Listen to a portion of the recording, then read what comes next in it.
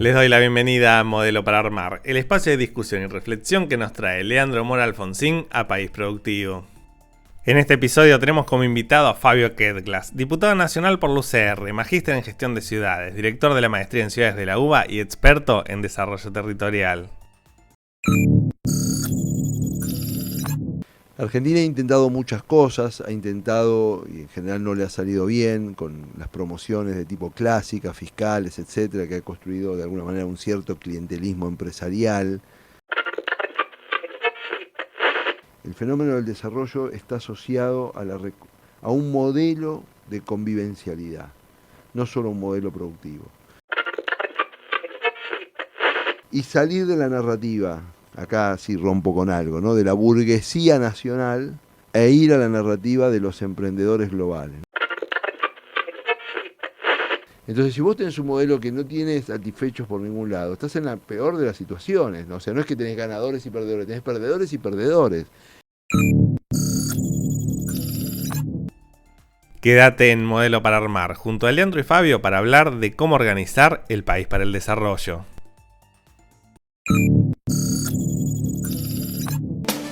Bienvenidos a un nuevo Modelo para Armar, la columna económica, constructiva, desarrollista de País Productivo, que pueden escuchar en vivo seguramente si se levantaron como yo un sábado a las 7 de la mañana, o la podés estar escuchando mientras lavas los platos, paseás al perro o haces gimnasia en Spotify.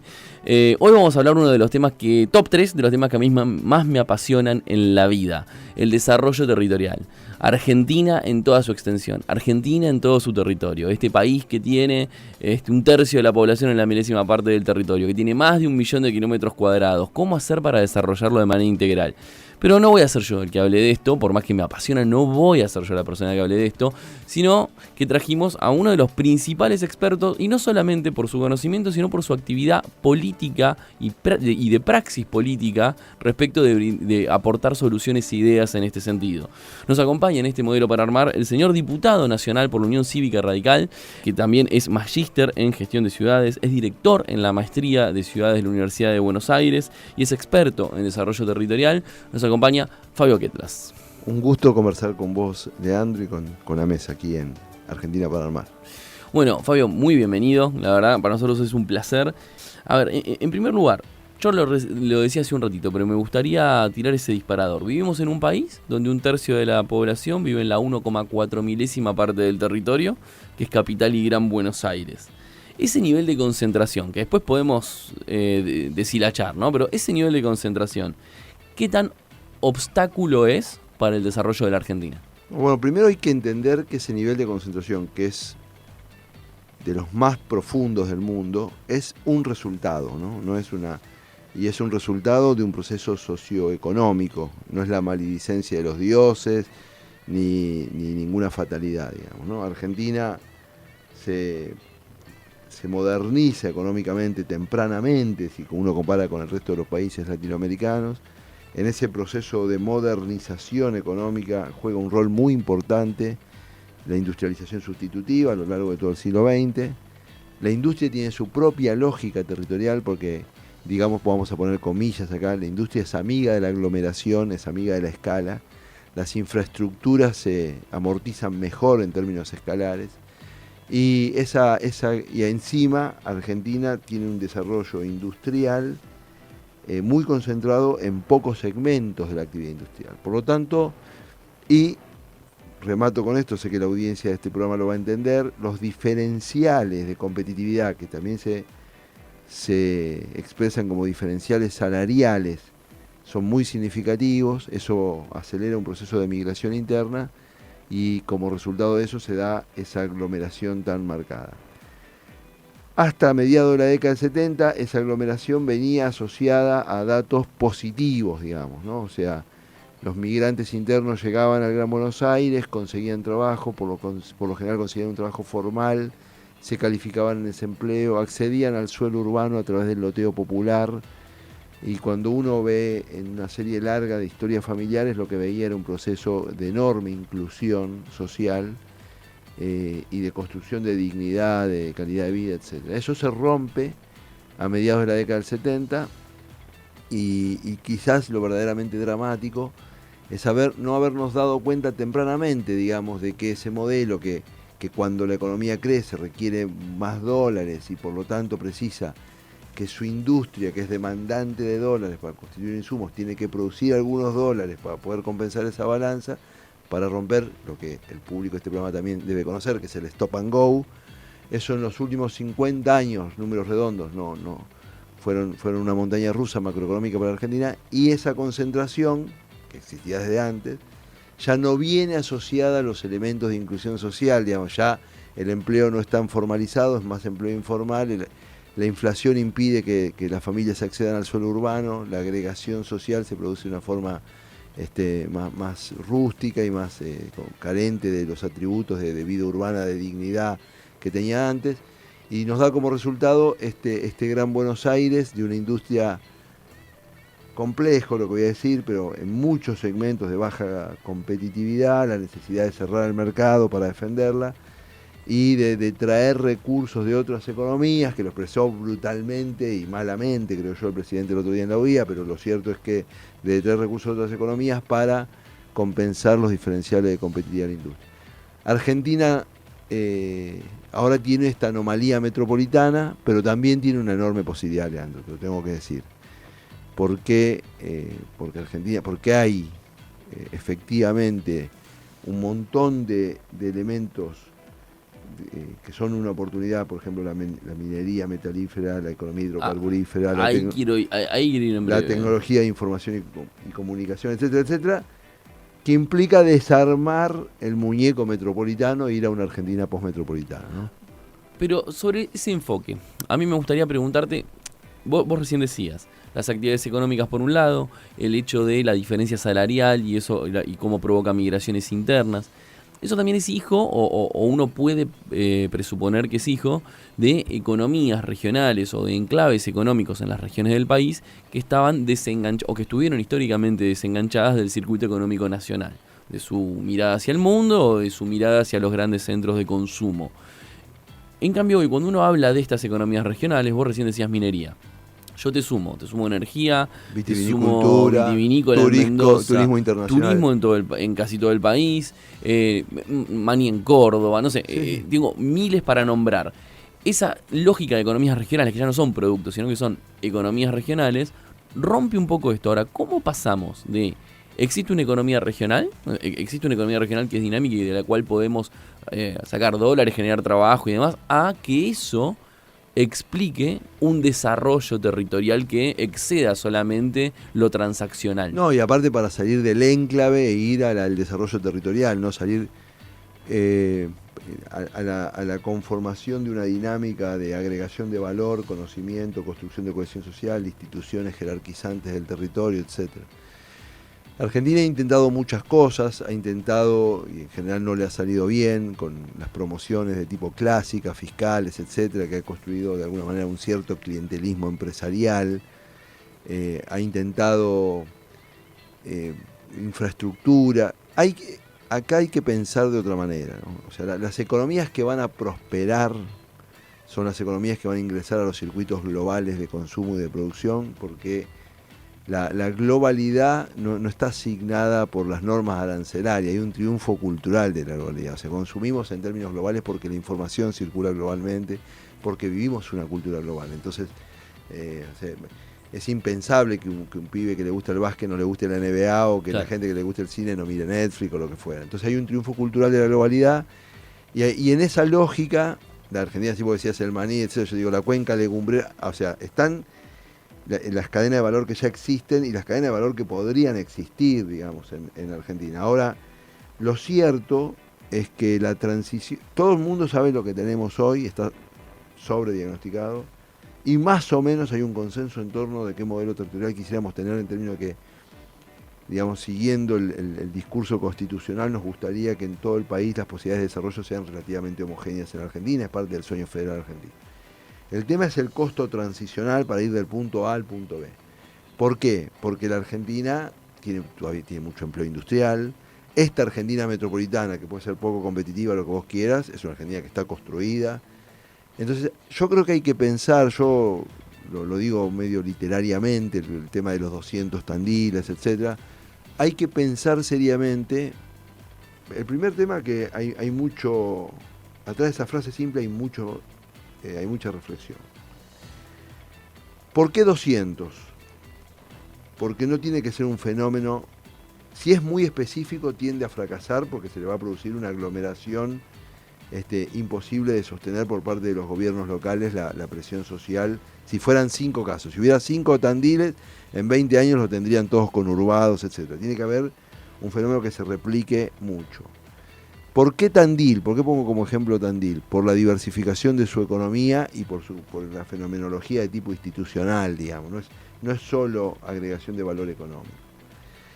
Entonces, ¿y por qué una ciudad? ¿Por qué no una provincia? Porque creo firmemente que el fenómeno del desarrollo está asociado a un modelo de convivencialidad, no solo un modelo productivo. Y me parece que hay que generar atributos de proximidad en términos de gobernanza, incentivos, elementos culturales, etcétera, que hay que ponerlo con foco en el gobierno local.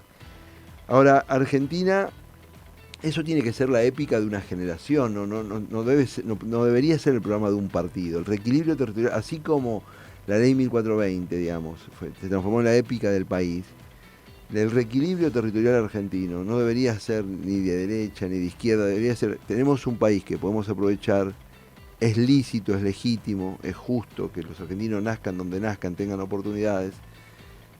Atrás de nuestro territorio hay posibilidades económicas, no hay territorios inviables en Argentina, no debería haber territorios inviables, y deberíamos ser la generación que piensa de qué manera se construye eso. Yo creo que hay elementos de todas las tradiciones políticas que acá se conjugan, ¿no? O sea, para poder sostener un proceso de reequilibrio territorial en Argentina, la Argentina tiene que tener disciplina presupuestaria. Si no, no lo puede sostener en el tiempo. Eso ahí hay una tradición política que... Ahora la Argentina tiene que tener disciplina presupuestaria y tiene que tener inversión pública para poder hacerlo también, digamos. Y ahí hay elementos de otras tradiciones políticas. Y reconfigurar esto a nivel de gobierno local habla también de otras tradiciones políticas. Así que a mí me parece que hay mucho para pensar. Ahora el eje, voy a decir por fuera de la narrativa, los ejes son economías competitivas que tengan un espacio en los circuitos globales de producción y consumo, o sea, no economías mercado internistas, eso es clave, y cuanto más conocimiento tengan incorporado, mejor. Y salir de la narrativa, acá sí rompo con algo, ¿no?, de la burguesía nacional, e ir a la narrativa de los emprendedores globales, ¿no?, de los jóvenes que fueron a la universidad pública y que hoy, en cualquiera sea la producción que sea, que puede ser el agro, los servicios, el turismo, las TICs, la biotecnología, lo que fuera, tienen un eje de crecimiento basado en la agregación de valor cognitivo, digamos, no simplemente de aprovechamiento de recursos. Ahora bien, en esta construcción o en esta lógica propositiva, digamos, hay también que tener en cuenta el contexto en el que se dan las discusiones. Recién señalabas cómo el presidente abordó una de estas dicotomías o una de estas discusiones en el discurso del Día de la Industria en la sede de la Unión Industrial Argentina, donde palabra más, palabra menos, indicó que si la industria argentina existe es porque vivió del campo o vivió de otros sectores. Cuando uno observa que las exportaciones argentinas, el 66% de lo que exportamos es MOA y manufacturas de origen agropecuario, más manufactura de origen industrial, y cuando uno observa la complementariedad que tiene, no sé, el campo y la maquinaria agrícola, que tiene la minería con posibles proveedores, cuando uno observa la riqueza y la diversidad, la biotecnología y el campo. La biotecnología y el campo, que somos líderes en biotecnología, digo, cuando uno observa la riqueza y la diversidad productiva, uno entiende que el discurso tiene que ser de complementación. Necesitamos campo, industria y servicios, y no o campo o industria, o campo o servicios, o industria o servicios. Tiene que ser complementario. Ahora, ¿cómo damos esta discusión de pasar de una noción de burguesía nacional a emprendedores dinámicos en territorios?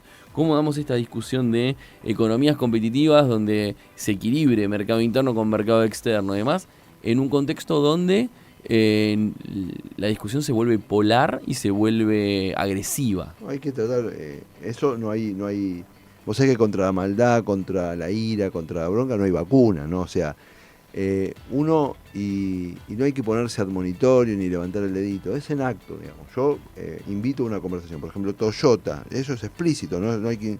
Toyota dijo que se instaló en la Argentina porque las hectáreas que producía Argentina daban la proyección de que una fábrica de camionetas, cuando se instaló, o sea que el campo dio las condiciones de atracción de una tremenda industria que hoy exporta. Entonces, ¿hay algo de verdad en lo que dijo el presidente? Sí, hay algo de verdad en lo que dijo el presidente. ¿Es toda la verdad? No, no es toda la verdad. ¿Ayuda a resolver el problema, hacer esa denuncia? Bueno, puede contribuir al escozor, pero para mí lo que ayuda a resolver el problema es una visión. Siempre lo que ayuda es una visión, ¿no? O sea, decir, bueno, pasó esto, vamos a poner, en la historia argentina hubo detracción de recursos de la economía agraria para sostener, es verdad, para el proteccionismo, el subsidio, es verdad. ¿Y cómo lo resolvemos? ¿Cómo lo resolvemos? Hay millones de personas empleadas en industria, cientos de miles en 20% el campo. de la PEA, claro, 19% del Producto Bruto. Y yo lo que creo, que ahí vos diste en el clavo, porque son no solo que están integradas, sino que nosotros tenemos que apostar a que estén más integradas. Claro. De hecho, están poco integradas. Claro, exactamente. Yo soy de la idea que está poco integrado la profundización. ¿Por qué la Argentina no es líder regional en producción de maquinaria agraria? Y por la montaña rusa macroeconómica, porque producimos maquinaria agraria de muy buena calidad, tenemos una base de mercado doméstico extraordinario, tenemos talento, creatividad, etcétera. ¿Por qué no somos líderes?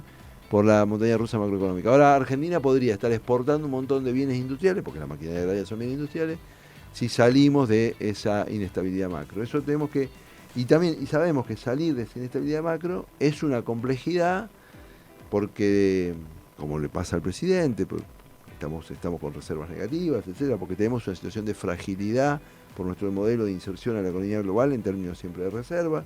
Le pasó a este gobierno, le pasó al de Alberto, le pasó al de Macri, le pasó al de Alfonsín, le pasó todo.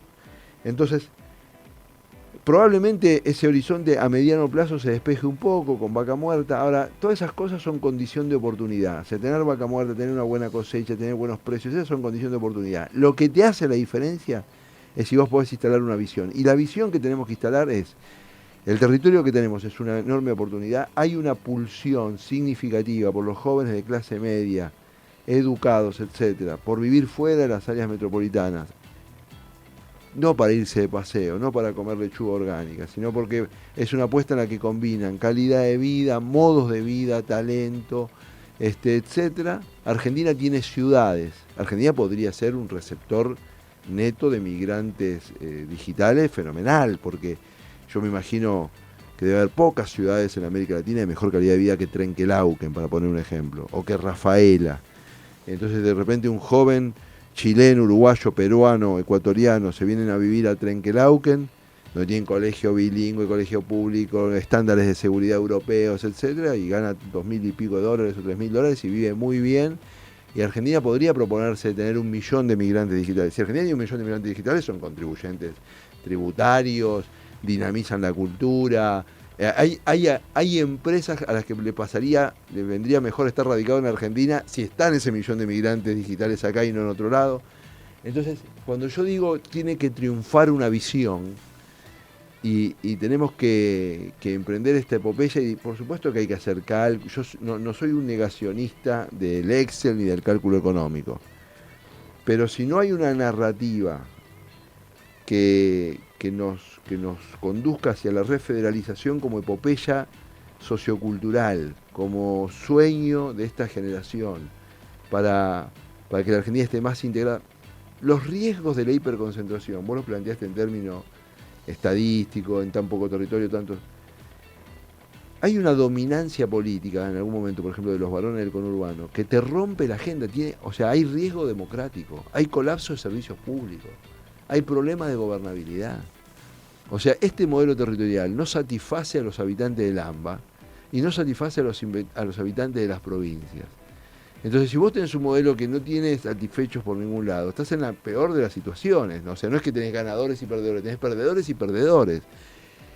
Y si la única solución que se te ocurre es generar un ticket de premio como el de Tierra del Fuego, estás mal, porque la Argentina tiene enormes posibilidades de economías competitivas genuinas. O sea, nosotros podríamos recibir 5 veces más turistas internacionales, podríamos exportar más servicios, conocimiento intensivo, podríamos tener hasta inclusive, hay servicios que tienen enorme tradición en Argentina como el servicio sanitario, en el que podríamos ser líderes mundiales en servicios sanitarios, en ensayos clínicos, etc. Ahora, eso requiere sí o sí una visión. Quien dice esto es Fabio Ketlas, diputado nacional, que es un invitado particular porque al abrir tantas ventanas me come hay muchas preguntas que ya me las responde. Y cuando uno le sobran cosas, uno tiene que tomar decisiones. Y te pregunto, ¿y vos sabías lo que está haciendo en este sentido Provincia Net Pagos? No tengo idea, contámelo por favor. Bueno, mira, tiene una novedad para vos, que es que si extraes efectivo, te lo devuelven. Así, te lo van a devolver. Pues si estás en Quilmes, Loma de Zamora o 3 de febrero, te puedes acercar a los locales, extraer dinero con tu tarjeta de débito de cualquier banco o con cuenta DNI y automáticamente participás en un sorteo donde te la dan toda, taca, arriba de la mesa. Mira qué maravilloso. Si querés conocer más, lo podés hacer en promo.provincianet.com.ar. Provincianet Pagos, una empresa de Provincia Servicios Financieros. Una de tus principales ideas, Fabio, me corro de la política como me quedaron algunas de la política, pero creo que las voy a retomar al final, pero una de tus principales ideas que no me gustaría dejar pasar es esto que vos ya mencionaste de los 200 tandiles, el identificar ciudades que pueden complejizar su tipo de actividades económicas, sumando si son arraigo de campo, bueno, le pueden sumar tecnología, son arraigo industrial, pueden hacer dialogar con nuevas tecnologías y demás. ¿Cómo se planifica? O sea, ¿cómo lográs tener?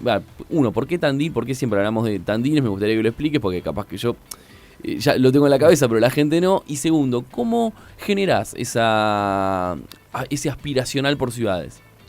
Bueno, la elección de Tandil fue un favoritismo que yo tomé porque hay muchas ciudades en el interior del país que reúnen las condiciones que te voy a decir, de calidad de buen gobierno, cohesión social, actividad económica diversificada, algunos de sus rubros de la actividad económica vinculados al comercio internacional, etc. Dije Tandil, podría haber dicho Rafaela, digamos, no podría haber dicho otra ciudad. ¿Por qué a nivel de gobierno? Vos decís, ¿cómo se planifica? Yo creo que uno de los errores que tuvimos en el siglo XX es esta idea de querer planificarlo como si fuera una obra de teatro. Yo creo que los distintos lugares, los distintos ecosistemas tienen distintas necesidades. A mí se me ocurrió en la cabeza que debería haber un programa federal, ese programa federal tener recursos, exigirle a las ciudades que adhieren a ese programa federal a cumplir ciertos estándares institucionales, niveles de gasto, etcétera. O sea, si vos querés entrar, primero vos tenés que hacer un esfuerzo por estar en condiciones para entrar. Te podemos ayudar durante 1 año o 2 para que cumplas esos estándares para entrar. Luego, ese programa dura un X tiempo y se pacta un acuerdo entre la ciudad y el gobierno federal para en esa ciudad hacer las actividades complementarias que se necesiten. Que en una puede ser el aeropuerto, en otra puede ser el acceso, en otra no necesariamente en todas, porque si vos sos un enclave turístico internacional, el aeropuerto te sirve mucho, pero puede ser hacer llegar el gas al parque industrial en otra, que es lo que se... La idea de que se replica en todo lo mismo es parte de los errores del pasado. Y en ese programa, a medida que se cumplen determinadas condiciones, ¿no?, se es más exigente con la permanencia en el programa.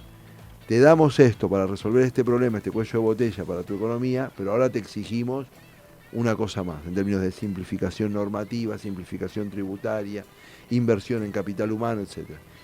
Hay que romper la idea de que, viste que los que hacemos política territorial estamos acostumbrados a la frase recurrente de me bajaron esto, hay que romper la idea.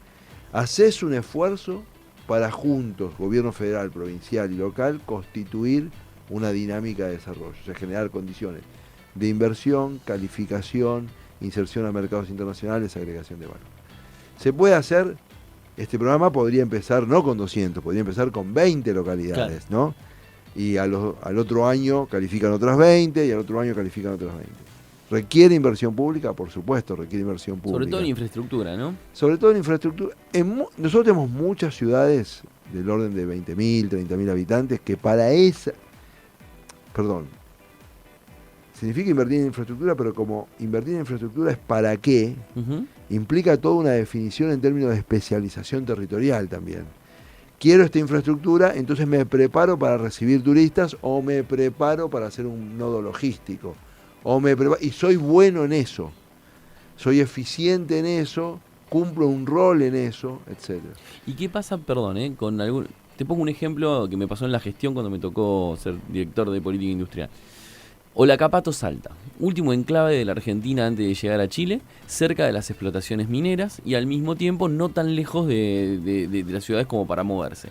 En un lugar ideal para hacer un parque industrial o un parque logístico donde los potenciales proveedores de mineras se enclaven ahí. Ahora bien, el gobierno municipal de Olacapato no solo no lo tenía en la cabeza, sino que no tenía ni el equipo, ni las prestaciones, ni la capacidad técnica, ni la cantidad de habitantes incluso, como para poder pensar en un proyecto tan ambicioso. En ese caso, y con las condiciones actuales de nuestro federalismo, ¿cómo se aborda para que esa ciudad que estratégicamente sirve pueda aplicar? Uno de los problemas más grandes que tuvimos de ese desequilibrio que vos marcaste al empezar la nota, es que las áreas metropolitanas, aparte de los habitantes en general, le han extraído al país los habitantes más competentes y más talentosos, porque el joven de Olacapato que fue a estudiar a Salta y se quedó en Salta, claro. Y, bueno, tuviste un mecanismo, comillas, un mecanismo de segregación competitivo en términos de capacidades económicas y hace que efectivamente, como vos señalás,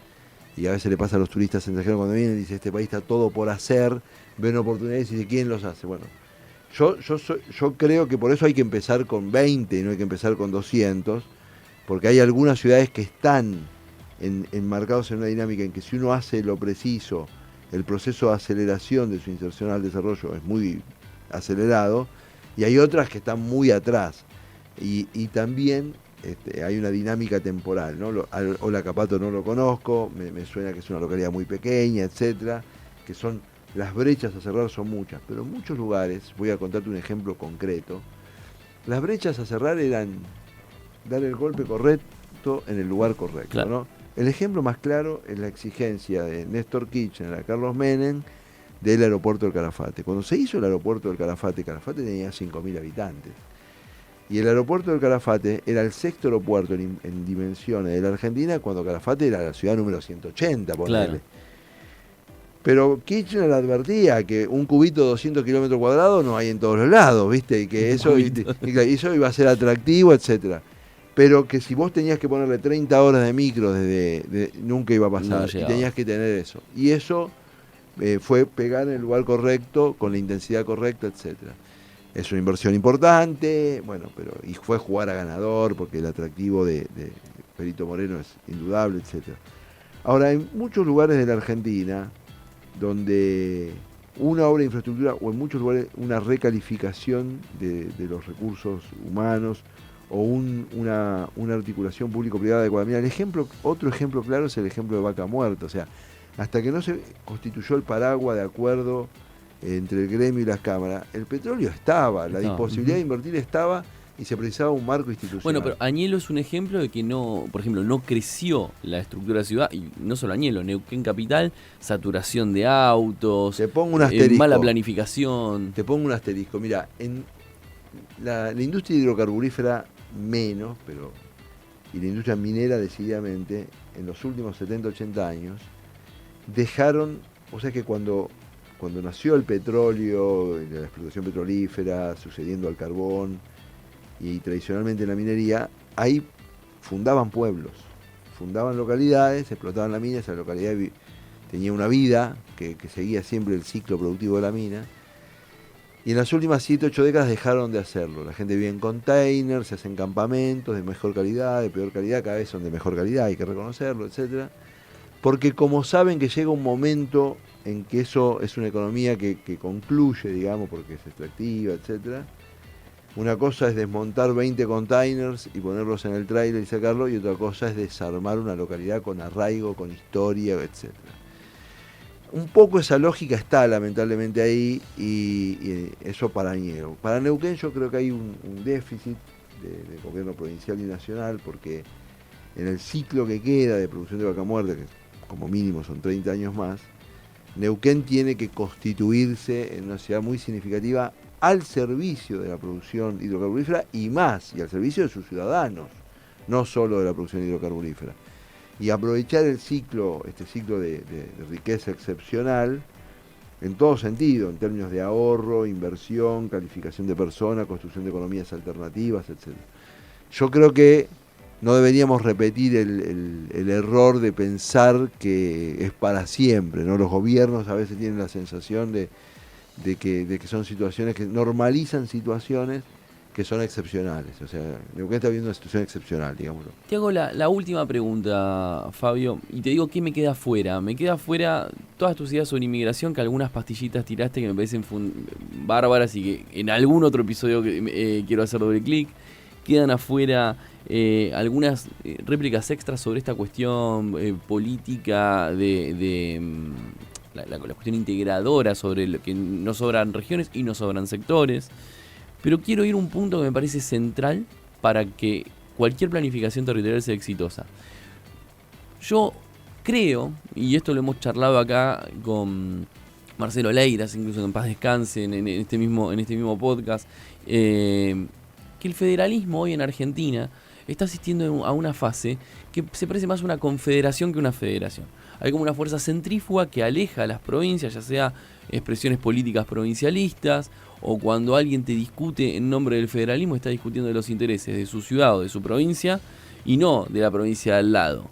Queda raro que un bonaerense y un porteño lo estén hablando también esto en este momento, pero digo, esta estructura federal, esta discusión que parece muchas veces poco honesta del federalismo en Argentina, que mezcla tarifas, mezcla infraestructuras, mezcla cantidad de gente, esto de, bueno, el colectivo es más barato en Buenos Aires, bueno, pero en Buenos Aires tengo el 80% de los pobres de la Argentina, digo, en algún sentido yo tengo que pensar como país, ¿cómo se logra, o cuál es la mejor estrategia de persuasión y discursiva para poder orientar una discusión federal en serio que abone a esta planificación territorial?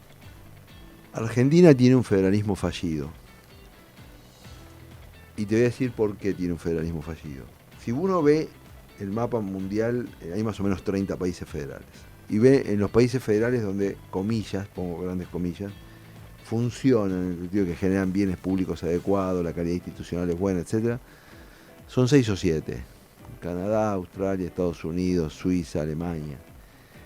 Y cuando baja la lupa se da cuenta que de manera propia o heredada, esos 6 o 7 son casos de enorme tradición de autogobierno. La Liga Hanseática en Alemania, la Carta Federal de 1215 en Suiza, se cruzaron el Océano Atlántico para autogobernarse, en el caso de los Estados Unidos, etc. En los lugares donde el federalismo se copió de otro lugar, porque era lo que estaba de moda, porque era lo vanguardista, etc., Argentina copió el federalismo, eso es así, el federalismo funciona peor que en los lugares donde hay una genuina tradición de autogobierno. Primer punto. Segundo punto, la Argentina, con diferenciales de competitividad como el que hablamos, tiene lo que se llama un federalismo, a excepción de Tierra del Fuego, un federalismo simétrico. Por ejemplo, Canadá tiene un federalismo asimétrico. No lo trata igual a Quebec, por razones idiomáticas, por lo que fuera, pero no trata igual a todas las regiones, a todos los estados. Alemania tiene un federalismo asimétrico. Nosotros adoptamos un federalismo asimétrico, siendo que somos muy asimétricos económicamente. Y el otro tema es que el federalismo ha sido la voz de la reivindicación en Argentina, contra el centralismo, y no la voz de la responsabilidad.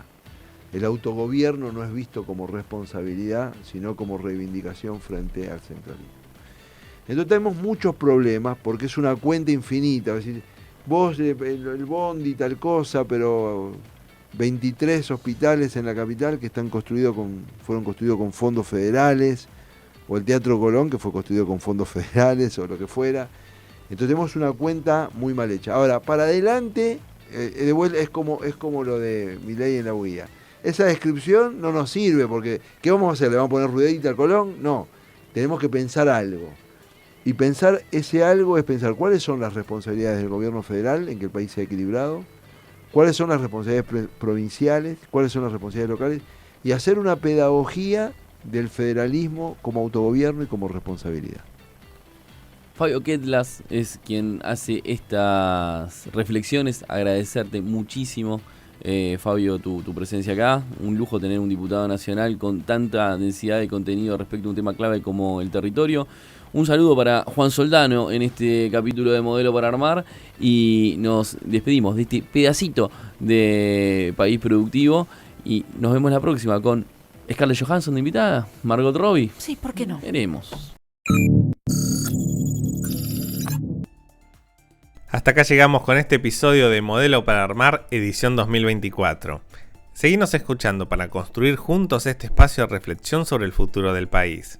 Si querés conocer más sobre la industria nacional, entra a paisproductivo.com.ar.